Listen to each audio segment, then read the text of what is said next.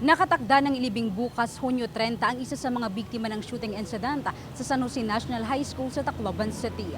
Bukas nakatakdang ilibing si Chris Lawrence Fabian habang sa Hulyo 1 naman ang libing nila Juyan Sisipara at Ayesa Nicole Dazo. Ayon kay Dr. Nilo Eder, Information Officer ng DepEd Tacloban City Division, may ipapadala silang mga personela para maging representante ng kanilang departamento sa libing ng mga biktima. Samantala, nakalabas na ang ilang mga estudyanteng nasugatan sa nangyaring pamamaril habang ang naka-admit sa ICU ng Eastern Visayas Medical Center ay nailipat na sa private room at patuloy itong minomonitor.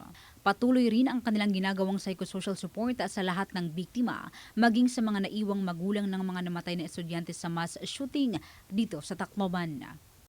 Yes, meron ng schedule ang libing ng tatlong mga victim sa shooting sa San Jose National High School. Si Chris Lawrence Fabian ay sa June 30, si Nicole Dazo naman ay sa July 1 in the afternoon, and si Juyan Sipara ay sa July 2 in the morning. So ito yung nakuha nating schedule sa libing ng tatlong mga victims.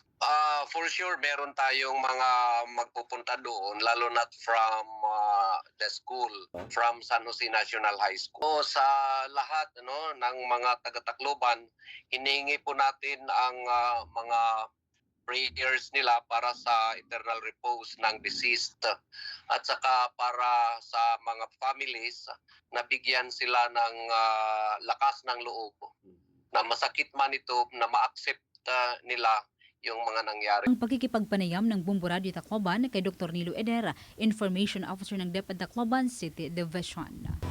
At yan ang ulat mula dito sa impila ng Bombo Radio Tacloban. Ito si Bombo Sheila Ancho.